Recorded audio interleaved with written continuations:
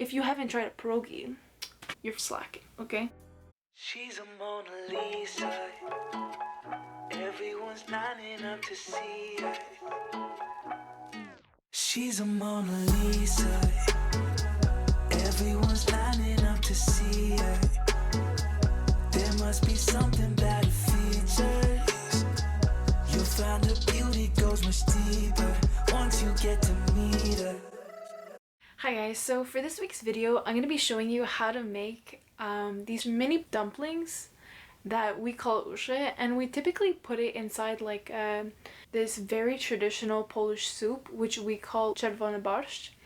And if you haven't seen my last video, I actually did a recipe on how to make this soup, so if you're interested and want to check it out, I'm going to leave it in the description box down below. So without further ado, let's get started. So, to start things off, you'll need to soak 20 dried shiitake mushrooms overnight. Once you pour out the water, use a paper towel to squeeze out any excess water that's been soaked up by the mushrooms. This makes them a lot easier to work with when we're chopping them into 1/2 centimeter cubes. Personally, I decided to use dried mushrooms, but any will work, the flavor just won't be as concentrated.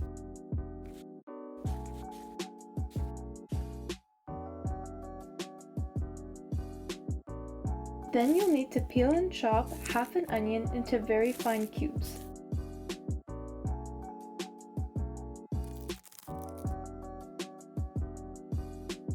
Honestly, the finer the better, as we'll be using them in the filling of our uszy.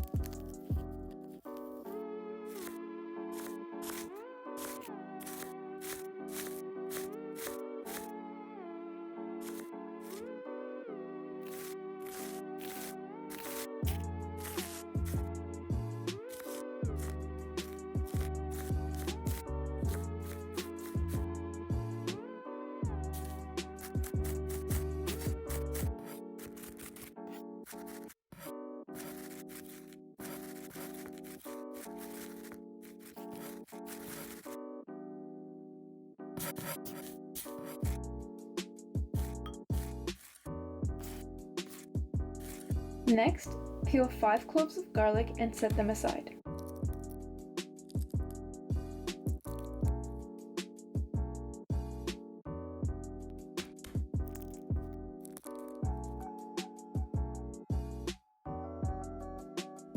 Then, on medium heat, add 2 tablespoons of olive oil and fry your onions until they get slightly golden in color.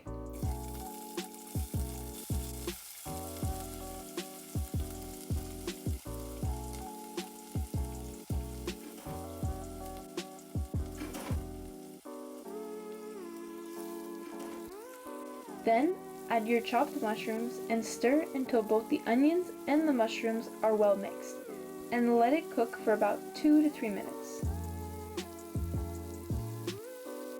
Then, add a generous pinch of salt and pepper, squeeze in the garlic, and add 2 tablespoons of soya sauce.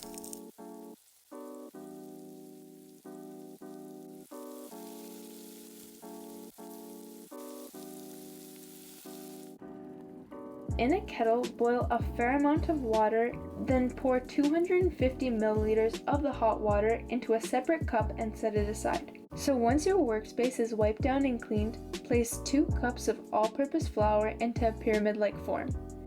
Then using your fingers, create a small hole in the middle of the pyramid. This is where we'll be adding the water.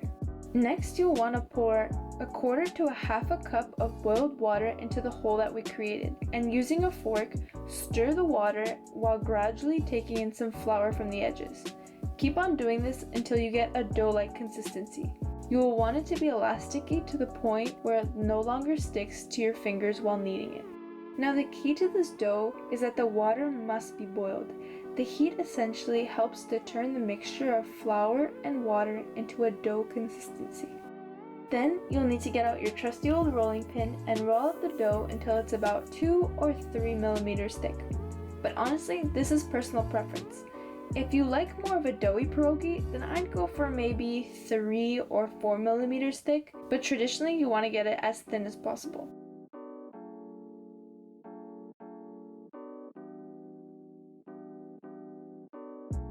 Then, using a small cup around 7 millimeters in diameter, use the top of the glass to form circles out of the dough, remove the dough from the countertop, and put the circles aside. Once you've made all the pierogies you want, take 2 large plates and sprinkle on some flour to prevent the pierogies from sticking to them.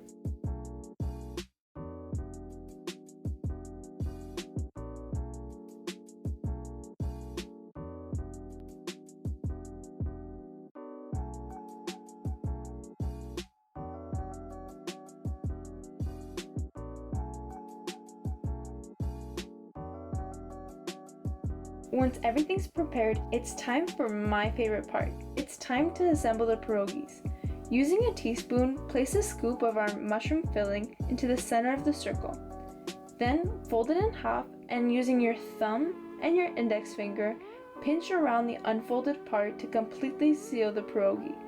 Then take the 2 ends and squish them together to form a rose-like shape, and repeat this for the remaining pierogies.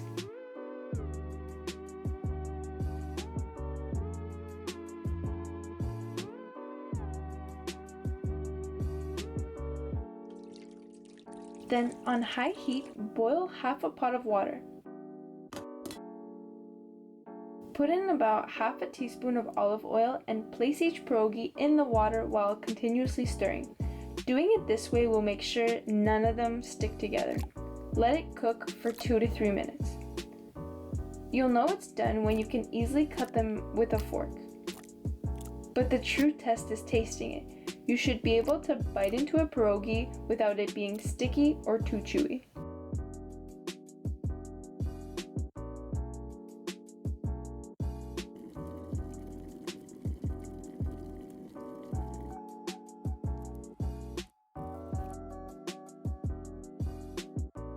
Then place them in a serving bowl, pour in our delicious Czerwony Barszcz, and there you are. Beautiful, delicious, and ready to eat.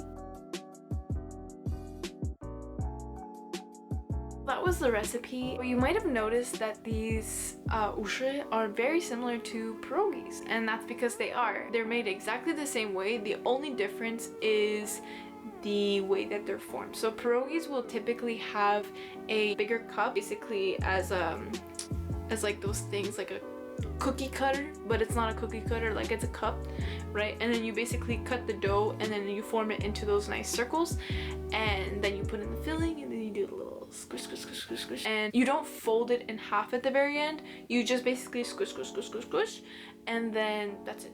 You put it on the side, you boil it, you do everything else the same. I remember growing up when I was a kid, we used to make these with my grandmother all the time, and it was so fun, and it was just like nice quality time to spend with my grandma. And after having like that long week of school, coming home, making pierogies, it's so much fun, and it's a great way to spend quality time with someone. And even if you don't have anyone to make the pierogies with, like I typically make them, or this recipe even, I made by myself. I really do enjoy it. I mean, you put on a little bit of music, have a little bit of tunes in there, have a little groovy time, you know? Oh, I almost forgot. If you liked the video, please give it a nice thumbs up. And if you loved it, please subscribe. Thank you so much for watching. Bye. She's a Mona Lisa.